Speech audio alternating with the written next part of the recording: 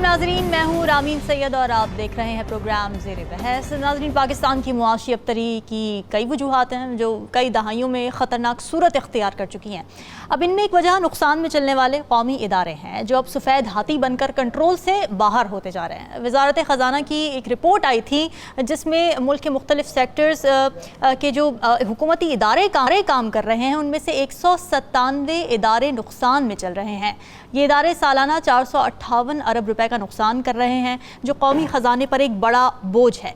फिर नुकसान में चलने वाले दो इदारे हैं जहां हुकूमती अमलो दखल बहुत ज़्यादा है, हद से ज़्यादा होता जा रहा है। मुलाजमीन को सियासी बुनियादों पर भर्ती किया गया है। वजूहात कुछ यूँ भी हैं कि CEOs प्रोफेशनल और तजुर्बेकार के बजाय ना तजुर्बेकार रिटायर्ड ब्यूरोक्रेट्स को रखा जाता है, इदारों का सरबरा उन्हें बना दिया जाता है। ज़रूरत से ज़ायद मुलाजमीन की भर्ती की जाती है, करप्शन देखी जाती है, अक़रबा परवरी देखी जाती है, जिसकी वजह से ये इदारे मुसलसल खसारे में जाते रहे हैं। अब माज़ी की तमाम हुकूमतों ने इन नुकसान में चलने वाले इदारों की निजकारी का वादा तो किया, लेकिन बदकिस्मती से आज तक इन इदारों की निजकारी नहीं की जा सकी है। अब पाकिस्तान के तवानाई सेक्टर बिलखुसूस वापडा की अगर बात की जाए तो उसके नुकसानात मुल्क की मईशत के लिए ख़तरा बनते जा रहे हैं। पावर सेक्टर के गर्दिशी कर्जे बढ़कर 2500 अरब रुपए तक पहुँच चुके हैं, जिसकी वजह से हम देख रहे हैं कि बिजली की कीमतों में भी मुसलसल इजाफा होता जा रहा है। इसी तरह हमारी कौमी एयरलाइन PIA आज दिवालिया होने के करीब है, जिसकी बड़ी वजह सियासी बुनियादों पर ज़रूरत से ज़्यादा की गई भर्तियां हैं, फिर गैर प्रोफेशनल सरबराहान का बार बार बदलना भी है। अब यही हाल महकमा रेलवे का है जहाँ इदारे को सियासी बुनियाद पर मुलाजमत देने के लिए इस्तेमाल किया जाता रहा है। और फिर स्टील मिल जो 10 साल में 169 अरब 51 करोड़ का खसारा कर चुकी है। अब जबकि इम्कानात हैं कि मुल्क के ख़जाने पर बोझ बनने वाले ये इदारे, इन इदारों की निजकारी का फैसला कर लिया जाएगा। क्या ये मईशत की बेहतरी के लिए खुश आइंद कदम है? इसी हवाले से अपने तजियाकारों की राय जान लेते हैं। हमें ज्वाइन कर रहे हैं सीनियर तजियाकार राव खालिद साहब, नजमुल साकिब साहब हमारे साथ इस्लामाबाद स्टूडियो से मौजूद हैं, जबकि MD ताहिर जलाल साहब भी हमें ज्वाइन करेंगे। आप सभी का बहुत शुक्रिया। नजमुल साकिब साहब, पहले तो ये आप बता दीजिए कि आप अग्री करते हैं इस बात से कि प्राइवेटाइजेशन ही वाहिद सोल्यूशन है, रिफॉर्मेशन या रिस्ट्रक्चरिंग की तरफ नहीं जाना चाहिए? फिर हम ये देखते हैं कि जब भी निजकारी की बात होती है इन इदारों की तो यूनियंस हैं इन तमाम इदारों में जो कि एहतजाज करने के लिए निकल आती हैं, धरने देती हैं। इसको कैसे हैंडल किया जा सकेगा? इनको कैसे कन्विंस कर सकेंगे कि प्राइवेटाइजेशन इनके हक में जाती है?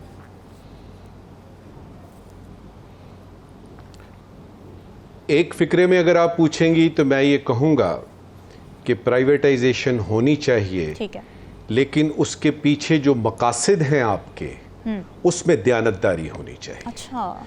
और ये प्राइवेटाइजेशन होनी चाहिए ये नहीं कि अपने किसी दोस्त को बाहर से बुला के और फलां फलां करके और उसको दे के और सारा प्रॉफिट वो ले जाए या मैनेजमेंट उसके हाथ में आ जाए।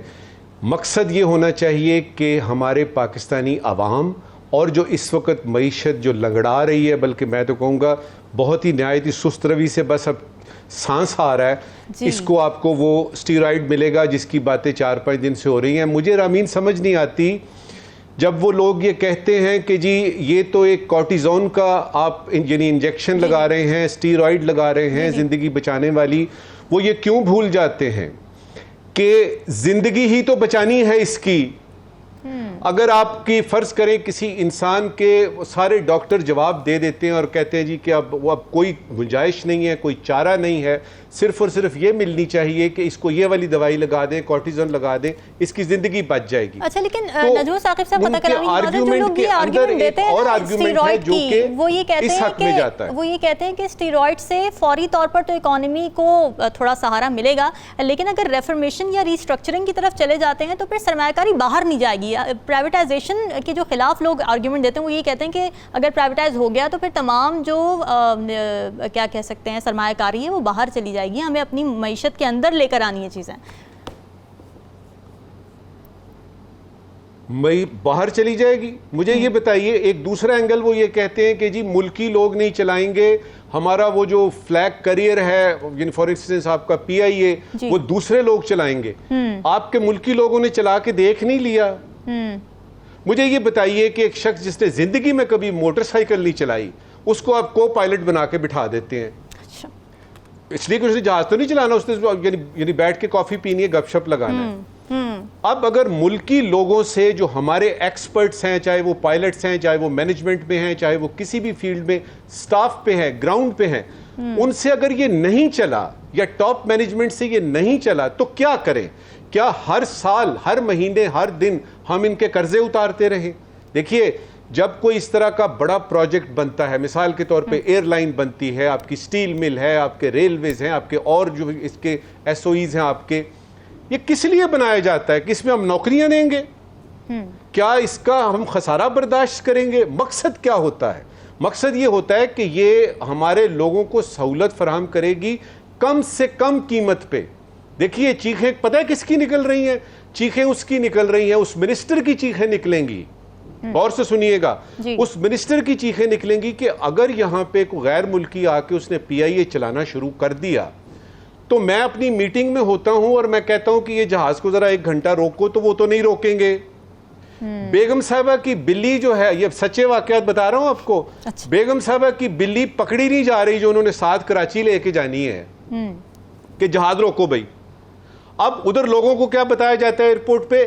بھائی ایک تکنیکی کو ٹیکنیکل مسئلہ آ گیا ہے۔ پھر بہت سارے لوگ ہیں جو اس کا فائدہ اٹھاتے ہیں، پیسے نہیں دیتے، ان کی ٹکٹیں ویسے ہی فری میں ہوتی ہیں۔ جتنا عملہ آپ کا ہے ان کو دیکھیں کس بھاؤ سے ملتی ہیں ٹکٹیں۔ بنیادی طور پہ اس میں بہت سارے کیڑے ہیں، بہت سارے ورمز ہیں جو کہ ٹھیک ہو جائیں گے۔ ہاں یہ ٹھیک ہے کہ آپ کے یہ فلیگ کیریئر ہے، لیکن سوال یہ پیدا ہوتا ہے کہ میرا فلیگ کیریئر جو ہے وہ میرے دل پہ جھپٹ رہا ہے اور میرے دل میں سے خون چوس رہا ہے، تو مجھے کیا کرنا چاہیے؟ تو یہ فیصلہ بڑا آسان ہے۔ ایک امپورٹنٹ چیز یہاں پہ ہے، آپ نجکاری کیجئے اور اس میں دیانتداری کا، میں پھر سے کہوں گا، اس میں ایلیمنٹ ہونا چاہیے، اس کا فائدہ جو ہے وہ پاکستان کے عوام کو ملنا چاہیے۔ دوسرا، یہاں پہ آپ نے جیسے تیسے کر کے جتنی نوکریاں بھی دینی تھی دے دیں، سٹیل ملز میں دے دیں، ریلویز میں دے دیں، پی آئی اے میں خاص طور پہ دے دیں، اور آپ نے منسٹریل لیول پہ آ کے بتایا جی کہ یعنی ان کو تو پائلٹ بننا ہی نہیں چاہیے تھا وغیرہ وغیرہ، یہ ساری غلطیاں ہو گئیں۔ لیکن وہ لوگ جو ان یعنی بڑے اداروں میں کام کر رہے ہیں، دیکھیں ان کے خاندان ہیں، ان کے بال بچے ہیں، ان کا خیال کرنا ہے۔ تو میری خواہش یہ ہوگی، بلکہ سجیشن ہوگی، اگر یہ نجکاری ہوتی ہے تو اس میں فرض کریں آپ کے پاس 10 روپے آپ کو شروع میں ملتے ہیں، ان میں سے 1 روپیہ نکالیں اور ان سارے لوگوں کو جو سڑکوں پہ آپ کو نظر آئیں گے، دیکھیے یہ لا اینڈ آرڈر کی سچویشن کریٹ ہوتی ہے، اور یہ بہت بڑا ڈر ہوتا ہے کسی ایس پی کے لیے، ڈی سی کے لیے، یا کسی لا انفورسنگ ایجنسیز کے لیے کہ یار ان کو نوکریوں سے نکالیں گے، کیونکہ جو آئیں گے لوگ جو خریدیں گے اس کو وہ تو میرٹ پہ رکھیں گے، اور وہ 10% ہو گئے، 5%، باقی 90% کا کیا ہے؟ اس کا آئیڈیا دے رہا ہوں آپ کو، اور آپ کے ذریعے ان تمام لوگوں کو جو ان چیزوں کا فیصلہ کر رہے ہیں کہ دیکھیے ان لوگوں کو یہ نہ سمجھیں کہ ان کو غلط طریقے سے نوکری ملی، ان کو تو نوکری ملنی نہیں چاہیے تھی۔ بھائی خسارے میں تو ادارہ جا رہا ہے، ان کو آپ نے نوکری اب دے دی ہوئی ہے، اور اس میں دونوں کو شامل کر رہا ہوں، وہ جن کی پکی نوکری ہے، وہ جن کی کچی نوکری ہے، ان کا بندوبست کرنا ہے۔ تو آپ 10 روپے آپ کو فرض کریں پی آئی اے سے ملتے ہیں، اس 10 روپے میں سے 1 روپیہ لگائیے اور ان سارے ملازمین کو گولڈن ہینڈ شیک دیں، ایک ایک کر کے۔ اس گولڈن ہینڈ شیک سے وہ اپنے طور پہ کوئی بزنس شروع کر سکے۔ اور جہاں تک نجکاری کا ہے، اس وقت تو شدید ضرورت ہے اس کی، لیکن میں پھر سے کہوں گا رامین، دیانتداری اور عوام ہو مطمع نظر۔ بالکل ٹھیک ہے۔ ایم ڈی صاحب، آپ کو کیا لگتا ہے، ابھی تو ہم علاج اور سرجری کی اب بات کر رہے ہیں نا، لیکن تھوڑی ڈائگنوسس پہ بھی بات کرنی چاہیے۔ کیوں ناکام رہے ہیں یہ ادارے پروفٹ جنریٹ کرنے میں، اور مسلسل خسارے میں جانے کی وجوہات رہی کیا ہیں؟ دیکھیں آج موسم بڑا خوشگوار ہے، یکم ربیع الاول کو ادھر تو بارش ہوئی ہے، اور ادھر بھی ایک تبدیلی آئی ہے خوشگوار قسم کی۔ تو اللہ کرے ہمارے ملک کے لیے یہ ساری چیزیں مثبت ہوں اور اس کے اچھے نتائج برآمد ہوں۔ میں اس حوالے سے یہ کہوں گا کہ بالکل اس میں پرائیویٹائزیشن اپنا نجکاری جو ہے اس کو ہونا چاہیے، لیکن اس کے لیے یہ ہے کہ آپ کو یاد ہوگا کہ اپنا نجکاری کمیشن بھی بنا تھا، اور اس میں اگر شفافیت ہو اور میرٹ کے تحت اگر وہ نجکاری ہوتی ہے، یہ کوئی پہلی دفعہ نہیں ہو رہا کہ کوئی ہم نجکاری کی طرف جا رہے ہیں، اس سے پہلے بھی ہم نے بہت سارے ادارے جو ہیں وہ نجکاری ہوئے ہیں، اس کی نجکاری ہوئی ہے۔ لیکن آج یہاں پر یہ ہے کہ اب میں ریلوے کی آپ کو بات بتاؤں، جس طرح نجم الثاقب صاحب نے فرمایا ہے، تو ریلوے جو ہے یہ ہمارا بہت بڑا جو ہے نا، یہ اس وقت ملک کے لیے خزانے کے اوپر ایک بوجھ بنا ہوا ہے، ٹھیک ہے۔ آپ اس کو دیکھ لیں کہ کتنے عرصے سے ہم کوشش کر رہے ہیں کہ ریلوے ٹھیک ہو، میں اس کی مثال آپ کو یوں دیتا ہوں کہ اس کے پاس جو ہے نا وہ 2.25 لاکھ ایکڑ زمین بھی ہے اس کی، ٹھیک ہے. آپ دیکھ لیں گے اس کے اتنے اثاثے بھی ہیں، اس کے باوجود بھی ریلوے خسارے میں. اس کی وجہ یہی ہے کہ سٹاف بہت زیادہ ہے. اب جتنے لوگ ریٹائر ہو گئے ہیں ان کی پینشنز کا بھی ایک بوجھ ہے، وہ بھی اربوں میں ہے. اس کے علاوہ جو ملازمین ہیں ان کی تعداد بھی جو ریکوائرمنٹ ہے اس سے کہیں زیادہ ہے. تو یہ سب چیزیں ابھی میں آپ کو یہ محکمہ جو ہے نا فلاپ کیوں ہوا، اس کی نجکاری کیوں ضروری ہے، اس کی وجہ یہ ہے کہ عدم دلچسپی اور ظاہر ہے اس میں پورے طرح سے شفافیت نہیں تھی، سفارش زیادہ تھا اور مافیا تھا اس میں.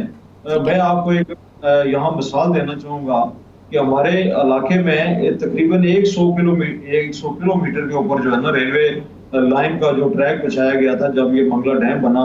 تو آپ یقین کہ جب سے یہ ریلوے یہاں سے ہمارے یہ بہت آج سے 40-45 سال پرانی بات ہے، تو اس کے بعد ریلوے ٹریک کا کیا ہوا، میں آپ کو اس کا اشر بتاؤں کہ لوگوں نے اس کو کاٹ کے اس کی جو لکڑی تھی، اس کا جو لویا تھا، وہ سارا لوگ اپنے گھروں میں لے گئے.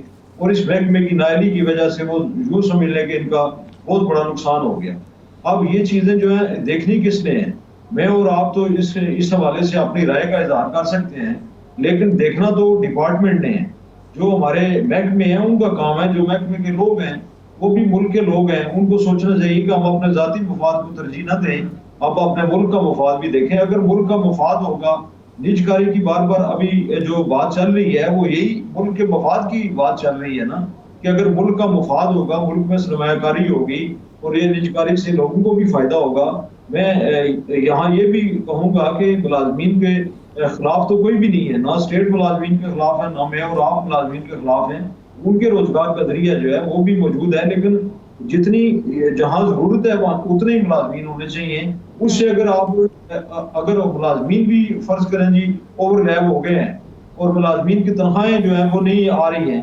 ابھی آپ دیکھیں کہ اس میں زمین جو ہے ان کی کئی جگہ پہ انہوں نے لیز پہ دی ہوئی ہے، تقریباً 10,000 کنال کے قریب انہوں نے لیز پہ دی ہوئی ہے. اس کے علاوہ جس طرح راؤ خالد صاحب نے کہا کہ پی آئی اے میں یا ریلوے میں ایک ان کے جو ریسٹ ہاؤسز ہیں پورے پاکستان میں وہ بھی بہت سستے ہیں، ان کے بھی ریٹس بہت کم ہیں. اس کے علاوہ ٹکٹنگ کا جو سلسلہ ہے اس میں بھی لوگوں کو بہت سارا بینیفٹ ہو رہا ہے. تو میں یہ کہنا چاہتا ہوں کہ ہمیں ملک کا سوچنا چاہیے کہ ملک کی اگر بہتری کس چیز میں ہے. اگر دیکھیں تھوڑا بہت حصہ ہمیں بھی ڈالنا چاہیے اس میں. اگر اس میں آج سے 30 سال پہلے ریسٹ کو اس کے کوئی ریٹ مقرر ہے، اس کو بہتر ہونا چاہیے، اس کو زیادہ ہونا چاہیے ٹکٹ کے حوالے سے بھی. تو یہ چیزیں جو ہے ابھی پی آئی اے کی اب بات کل بھی ہم نے بات کی پی آئی اے کے اوپر. پی آئی اے جو ہے وہ بھی ایک طرح سے ہمیں جو ہے نا وہ ایک دن بدن جو ہے نا وہ خسارے میں جا رہا ہے. اور وہ بالکل ایک اگر فرض کریں ہماری ایک لائن جو ہے وہ سٹک ہو جاتی ہے، وہ بند ہو جاتی ہے، تو پھر اس کی نجکاری جو ہے اس کا بھی فائدہ نہیں ہوگا. ظاہر ہے کوئی بھی محکمہ جو ہے ڈپارٹمنٹ جو ہے اس نے اگر نجکاری کی طرف اس نے جانا ہے تو اس کو کم از کم اس پوزیشن میں ہونا چاہیے کہ جو لینے والا ہے اس کو بھی اس میں یہ آثار نظر آئیں کہ یہ جو ہے اس میں جان ہے.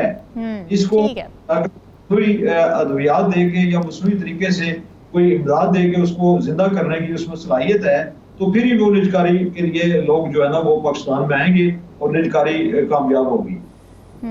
ٹھیک ہے، بالکل. تو ہمارے سارے تجزیہ کار ناظرین اسی بات پر متفق ہیں کہ نجکاری پرائیویٹائزیشن ہونی چاہیے، مگر صاف نیت کے ساتھ ہونی چاہیے اور عوام تک اس کے اثرات بھی منتقل ہونے چاہیے. ڈسکشن کا سلسلہ جاری ہے، وقت ایک بریک کا. اسٹے ود اس.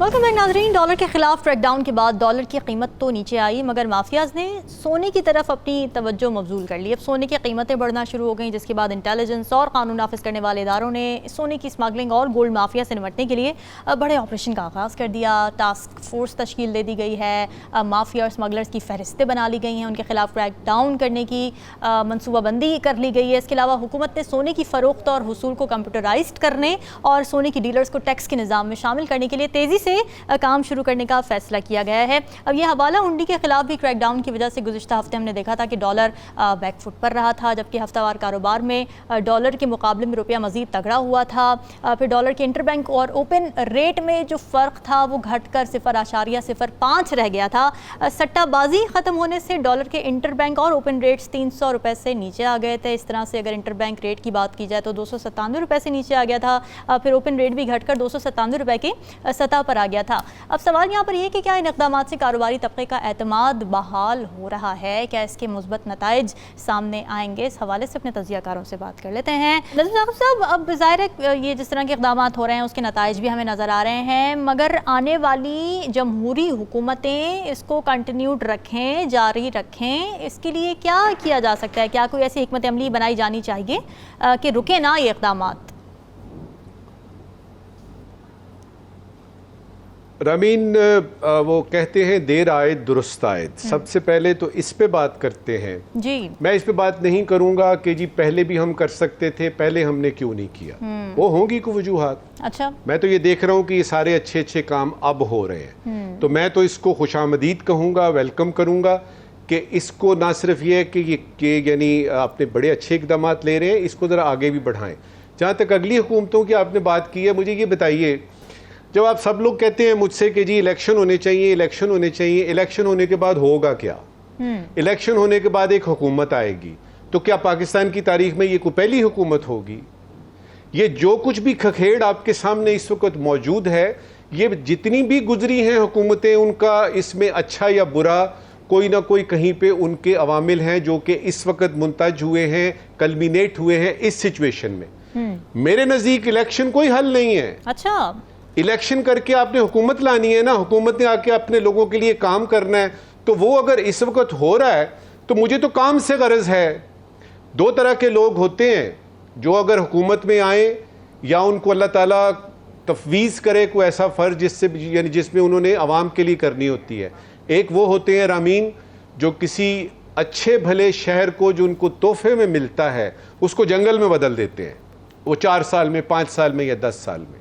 دوسرے وہ لوگ ہوتے ہیں جن کو جنگل ملتا ہے، جس طرح میرے وہ لیڈرز جنہوں نے کہ ملک کو بنا دیا، جنگل ملتا ہے ان کو اور وہ کچھ عرصے بعد اس کو شہر بنا دیتے ہیں. مہاتیر محمد ہے، لی کوان یو ہے، ایون فیڈل کاسٹرو کا میں نام اس میں لوں گا. ایسی لیڈرشپ ہمیں چاہیے. کیا اس الیکشن کے بعد آپ کو نظر آتی ہے؟ تو میں کس چیز پہ گزارا کرنے کو تیار ہوں؟ میں اس چیز پہ گزارا کرنے کو تیار ہوں کہ جو کچھ بھی یہ ہو رہا ہے اچھا ہو رہا ہے، جو کوئی بھی کر رہا ہے اللہ کے واسطے عوام کی طرف نظر پڑی ہوئی ہے. اب آتے ہیں آپ کے سونے اور ڈالر کی طرف. دیکھیے، سونا مسئلہ ہے ان تمام والدین کا جن کی بیٹیوں کا یعنی انہوں نے رخصتی کرنی ہے.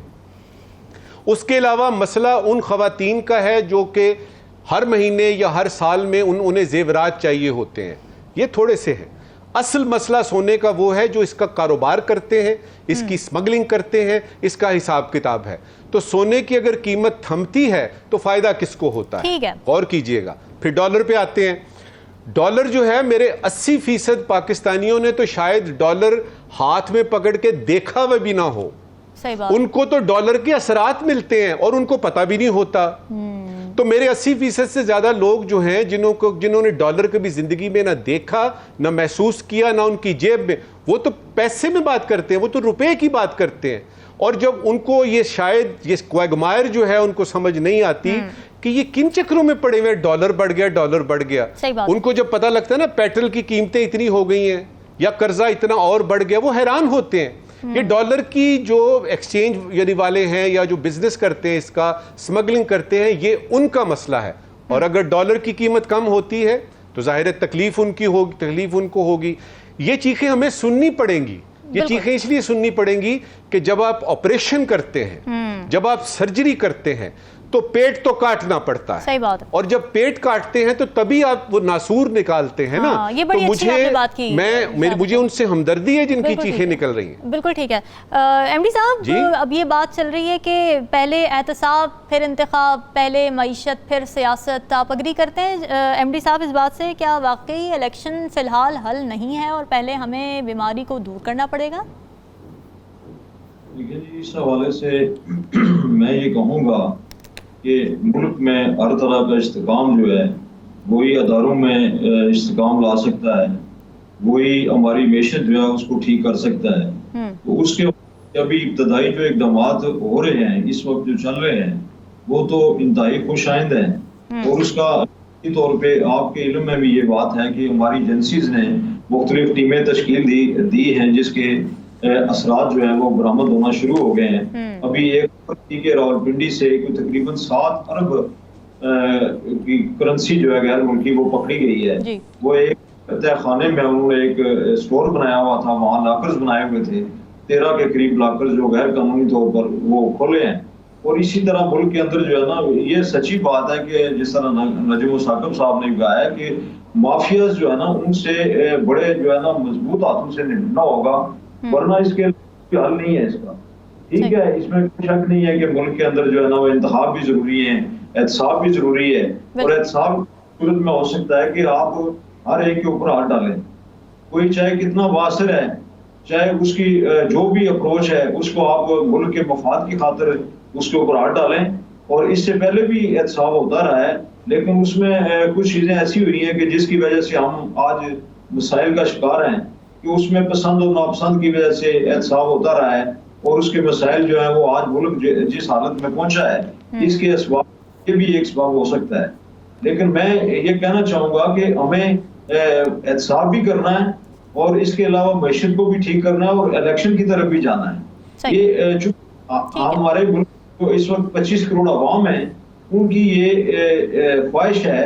ابھی آپ سونے کی بات کر رہی ہیں تو سونا اگر مارکیٹ میں فرض کریں جی سستا ہو گیا, اس سے غریب آدمی کو کوئی فرق نہیں پڑا, اس سے امیر آدمی جو ہے جو اسمگلر ہیں جو ڈیلر ہیں ان کو فرق پڑے گا. لیکن میں یہاں پر یہ بات بھی جو ہے نا یہ عوام کی ترجمانی ہے کہ دیکھیں اس وقت پٹرول کی قیمت جو ہے وہ 332 روپے کے قریب پہنچ چکی ہے. اب ایک مزدور ہے, ایک ریڑھی والا ہے, ایک رکشے والا ہے, وہ پریشان ہے. اس کا یہ ہے کہ میں اب پٹرول پورا کروں گا یا روٹی جو ہے نا اپنے بچوں کے لیے کماؤں گا. یہ سب سے جو زیادہ مسائل ہیں وہ یہ بھی ہیں. باقی رہ گئی بات کہ ڈالر اگر اس کے ریٹ کم ہوتے ہیں تو اس سے میں سمجھتا ہوں کہ ہمارا روپیہ جو ہے اس کی پوزیشن مستحکم ہوتی ہے, اور اس کی پوزیشن مستحکم ہونے سے یقینی طور پر مہنگائی میں بھی کمی واقع ہوتی ہے. ٹھیک ہے ناظرین, ڈسکشن کا سلسلہ جاری ہے. ایک بریک کا اسٹیپ 10.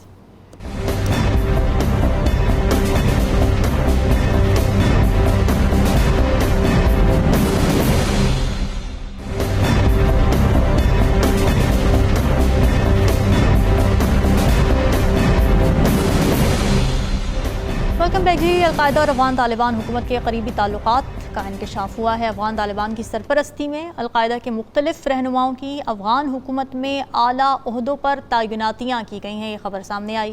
پھر افغانستان میں القاعدہ کے رہنما طالبان حکومت کی سرپرستی میں اعلیٰ عہدوں پر فائز ہیں, جبکہ القاعدہ کے اراکین نے طالبان حکومت میں سیکیورٹی اور انتظامی امور میں تقرریاں اور مشاورتی منصب حاصل کر رکھے ہیں.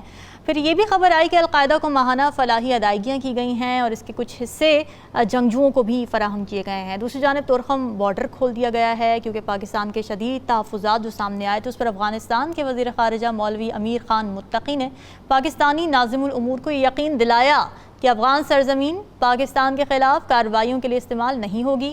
مگر القاعدہ کے ساتھ افغان طالبان کے روابط اور قربت خطے کے لیے کتنی خطرناک ثابت ہو سکتی ہے, یہی سوال اپنے تجزیہ کاروں کے سامنے رکھیں گے. راؤ خالد صاحب, افغانستان کے لیے ہماری بڑی کاوشیں ہیں, مگر کیا ہم اب بھی سیف ہیں اس طرف سے؟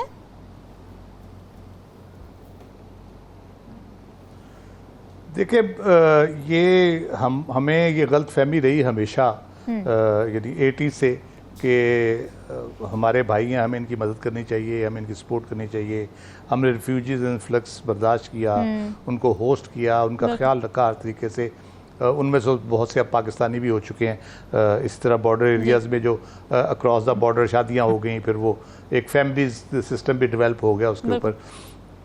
تو لیکن اب جب سے یہ موجودہ گورنمنٹ اسٹیبلش ہوئی ہے طالبان کی, جس نے دوحہ ایکٹ کے تحت یہ کمٹمنٹ دی تھی کہ ان کی سرزمین پاکستان کے خلاف استعمال نہیں ہوگی, تو ہم نے اس پہ بھی یقین کیا.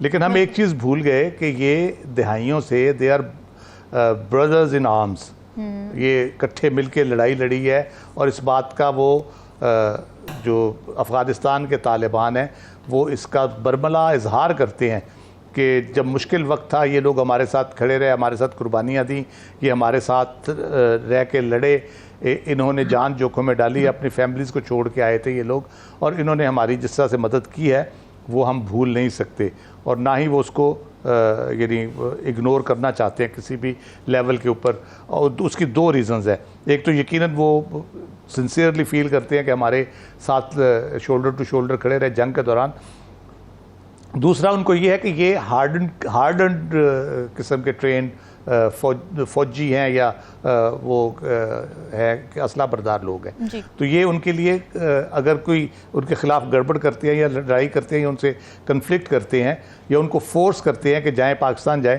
تو وہ ان کے ساتھ وہ کہہ لے کہ انٹرنل رفٹ ان کے پیدا ہو سکتی ہے. لیکن اس میں سب سے جو ڈینجرس بات ہو رہی ہے ہمارے لیے, تو خطرہ بہرحال موجود ہے کیونکہ وہ ان سے کنٹرول نہیں ہو رہے, نہ وہ کرنا چاہتے ہیں. میرا خیال ہے جو ٹی ٹی پی ہے, ہم بار بار وارننگ دے رہے ہیں, آرمی چیف نے خود بڑا اسٹرکٹ اس کے اوپر ریئیکشن دیا, کوئٹہ گئے تھے جب اٹیک ہوا تھا تو وہ, لیکن سٹل وہاں سے ہمیں کوئی ٹھنڈی ہوائیں نہیں آ رہی. اب یہ نیا جو فنومنا آ رہا ہے کہ وہ جس طرح سے وہاں پہ آئی ایس ایل نے ایک ذمہ داری قبول کی, پھر ابھی القاعدہ کے جیسے آپ سن رہے ہیں, تو یہ تو بڑی ڈینجرس صورتحال پیدا ہو رہی ہے ہمارے بارڈر کے ساتھ. ندیم ثاقب صاحب, آپ کو کیا لگتا ہے طالبان کا القاعدہ سے تعلقات کا پاکستان کو کتنا نقصان ہو سکتا ہے؟ بہت زیادہ نقصان. اچھا. اور اس میں سیدھا سا آپ کو لے کے جاؤں گا کہ جب 20 سال گزرتے ہیں نیٹو اور امریکہ کو یہاں پہ افغانستان میں وہ جاتے ہیں, وہ بہت ساری چیزیں ہمیں بتاتے ہیں. ایک بات انہوں نے اور بتائی کہ جی القاعدہ اب یہاں سے رخصت ہو گئی ہے یا ایلیمینیٹ ہو گئی ہے, ختم ہو گئی ہے. رخصت ہو کے وہ شام چلی گئی ہے, وہ عراق چلی گئی ہے, وہ موزمبیق ساحل کنٹریز کی طرف چلی گئی ہے. یہ کہاں سے آ گئی بھائی, یہ کہاں سے آگے؟ کیا وہ دوبارہ سے کوئی 9/11 ہونے والا ہے؟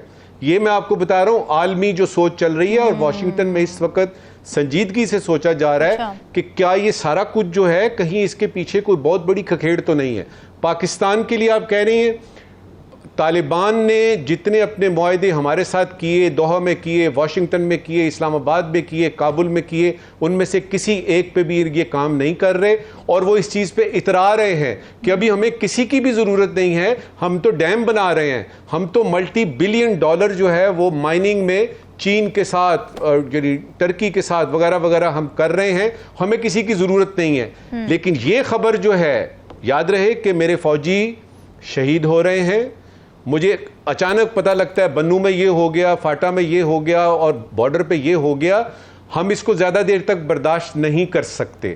اور ٹی ٹی پی کا تو پکا پتہ ہے کہ وہ وہاں پہ ہے, اور اس پہ اوپر چھتری جو ہے, جو چادر تانی ہوئی ہے, وہ طالبان نے تانی ہوئی ہے. اب تو وہ اس موضوع پہ بات بھی نہیں کرتے. یاد رہے کہ یہ طالبان جو اس وقت کابل میں ہیں, ان کو یونائٹڈ نیشنز اور پوری دنیا, یہ جو آپ کی یونائٹڈ اسٹیٹس اور یورپ اور یونائٹڈ نیشنز, وہ کہتے ہیں جی یہ ٹیررسٹس ہیں, یہ ایک گروپ ہے, یہ کوئی حکومت نہیں ہے. یہ میں آپ کو بتا رہا ہوں ادھر کی. دوسرا, ایز وی اسپیک دنیا میں کوئی ملک ایسا نہیں ہے جس نے ریکگنائز کیا ہو کہ طالبان کی اس وقت کابل پہ حکومت ہے. ٹھیک ہو گیا. اب آپ ایک ٹیررسٹ گروپ سے, میں نہیں کہہ رہا, دنیا کہہ رہی ہے, ٹیررسٹ گروپ سے آپ کر رہے ہیں, تو اس میں پاکستان کی آپشنز بڑی لمیٹڈ ہو جاتی ہیں. مجھے لگتا ہے کہ میرے سپہ سالار جب انہوں نے یہ کہا, جنرل عاصم منیر نے, کہ ہم ٹیررسٹ کے گھروں میں جا کے, دہشت گردوں کے گھروں میں جا کے ان سے نپٹیں گے, کلا کما کریں گے, تو اس سلسلے میں کوئی بات چیت ہوئی ہے, سنجیدگی سے سوچا جا رہا ہے, کیونکہ اس سے زیادہ برداشت نہیں ہو سکتا. تو باٹم لائن کیا نکلی میرے لیے ایز اے ڈپلومیٹ یا ایز اے پاکستانی شہری, کہ جی آپ نے یہ بات کی باتیں ہیں کہ طالبان وہاں پہ کیسے ہیں, اور القاعدہ واپس کیسے آ گئی, اور اس کے کیا ظاہر ہے القاعدہ آئی ہے تو وہاں پہ وہ اسکول اور ہسپتال بنانے تو نہیں نہ آئی, وہ تو ان کے سارے مقاصد کا ہمیں پتہ ہے. ہم نے اپنے بارڈر کی سیکیورٹی کرنی ہے, ہم نے اپنے ملک کے تحفظ کے لیے کچھ اقدامات کرنے ہیں, اور طالبان کو یہ بتانا ہے کہ ہمارے پاس آپشنز کافی ساری ہیں, ہمیں مجبور نہ کیا جائے کہ ہم ان میں سے ایک ایک کر کے استعمال کرنی شروع کر دیں. ٹھیک ہے ایم ڈی صاحب، آپ کو کیا لگتا ہے ہمیں اپنے تحفظ کے لیے کس قسم کے اقدامات اٹھانے پڑیں گے؟ اسپیشلی اگر سفارتی سطح کی بات کی جائے تو پاکستان کو کس قسم کی پالیسیز اس وقت بتانے کی ضرورت ہے؟ افغانستان کو، افغان طالبان کو یہ بتانے کی ضرورت ہے کہ ہم اپنا دفاع کرنا جانتے ہیں؟ دیکھیں جی، طالبان اور القاعدہ کا جو ہے نا، یہ کافی عرصے سے نیٹ ورک جو ہے ان کا فطری اتحاد چلا آ رہا ہے اور ان کی ایک دوسرے کے ساتھ ہمدردیاں بھی ہیں. تو اس کا جو ابھی نئے سرے سے جو یہ سلسلہ چل نکلا ہے، اس کا خطرہ پاکستان کو نہیں ہے بلکہ پوری دنیا کو خطرہ ہے. اور امریکہ اور دیگر ممالک کو بھی اس کے اوپر غور کرنا چاہیے. یہ معاہدہ جو دوحہ میں ہوا تھا، اس میں یہی تھا کہ ہماری زمین جو ہے، افغانستان کے جو اس وقت کے تھے مولوی صاحب، انہوں نے کہا تھا کہ ہماری زمین جو ہے کسی ملک کے لیے استعمال نہیں ہوگی. اب اگر ہمارے خلاف جو ہے نا، یہ دیکھیں ہماری جو فینسنگ بھی ہو چکی ہے، اس کے اوپر ہماری بھی بن چکی ہیں، اور یہ 2600 کلومیٹر جو ہے نا ہماری لائن ہے، اس کے ساتھ بارڈر لائن ہے افغانستان کے ساتھ. تو اس میں ہمارے جوان جو ہے وہ اپنی جانوں کا نذرانہ تو پیش کر رہے ہیں، اور ملک دفاع کے لیے، ملک کے استحکام کے لیے، ملک کی خوشنودی کے لیے وہ ڈیوٹیز بھی سر انجام دے رہے ہیں. لیکن دنیا کو بھی اس طرف دیکھنا ہے کہ پاکستان کو اتنا مجبور نہ کیا جائے کہ پاکستان کوئی ایسا اقدام اٹھا لے جس کی وجہ سے دنیا کو جو ہے نا وہ بہت سارے خطرات بھی لاحق ہو سکتے ہیں. میں یہاں یہی کہوں گا کہ آپ دیکھیں کہ طالبان بھی ہے، داعش بھی ہے، ISIS بھی ہے، اور یہ ساری میں اگر اب دوبارہ سے ان کا گڑھ چوڑ جو ہے نا افغانستان میں ہونا، یہ کوئی طالبان کے لیے بھی نیک نامی کا سبب نہیں بنے گا. اب افغانستان کے اندر جو ہے اگر 20 سال کے بعد تھوڑا امن آیا اور امریکہ نے یہ اپنی فوجیں معاہدے کے تحت نکالی، اور اس کے بعد طالبان نے یہ کہا جی ہم القاعدہ کو یہاں اپنی زمین پہ جگہ نہیں دیں گے. لیکن اندر سے میں یہ کہنا چاہوں گا کہ سچی بات تو یہی ہے کہ اندر سے یہ دونوں گروپس جو ہے نا یہ ملے ہوئے تھے، اور ان کو یہ تھا کہ ابھی پوری دنیا میں سے کسی ملک نے ان کو تسلیم نہیں کیا. لیکن کچھ معاہدے جس طرح راؤ خالد صاحب نے کہا، چائنا کے ساتھ ان کے کچھ معاہدے ہوئے ہیں تجارتی، اس کے علاوہ دیگر ممالک میں بھی، ایران کے ساتھ بھی ان کا کوئی معاہدہ ہوا ہے. لیکن ابھی کوئی بھی ملک جو ہے ان کو تسلیم کرنے کے لیے تیار نہیں ہے.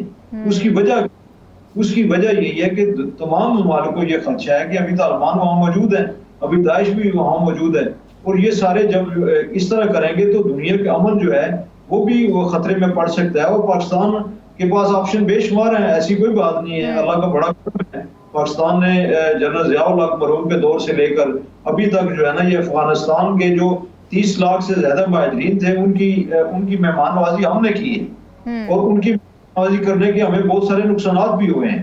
ہمیں بہت سارے اس کی جو ہے نا ہمارے جوانوں نے قربانیاں بھی دی ہیں. ہمارے عوام جو ہے نا اس کے اوپر حملے ہوئے ہیں، اٹیک ہوئے ہیں، دہشت گردی ہوئی ہے. یہ ساری چیزیں پہلے پاکستان میں یہ نہیں تھی. لیکن آپ دیکھ لیں کہ ابھی میں یہی کہوں گا کہ کیونکہ ہمارا برادر اسلامی ملک ہے افغانستان بھی، تو ہم نہیں چاہتے کہ افغانستان جو ہے وہ غیر مستحکم ہو. اور اگر افغانستان میں طالبان یا القاعدہ یا داعش یا باقی تنظیمیں جو ہیں وہ کسی دوسرے ملک کو، جس طرح پاکستان ہے، اس کو غیر مستحکم کرنے کا ارادہ رکھتی ہے یا سوچ رکھتی ہے، تو یہ ان کے لیے بھی خطرے کی گھنٹی ہے. بالکل صحیح بات. وہ بھی یہ نہ سمجھے کہ طالبان جو ہے وہ پاکستان سے، خدا نہ کرے طالبان اتنی مضبوط ہے، پاکستان ایک ایٹمی طاقت ہے، اور پاکستان جو ہے اس کی دفاعی جو اثار ہے وہ بالکل ایسے ہی مضبوط ہے. پاکستان بڑا مضبوط ہے، پاکستان اپنا دفاع کرنا بخوبی. ناظرین ڈسکشن آپ نے سنی، ہمیں دیجیے اجازت. اللہ حافظ.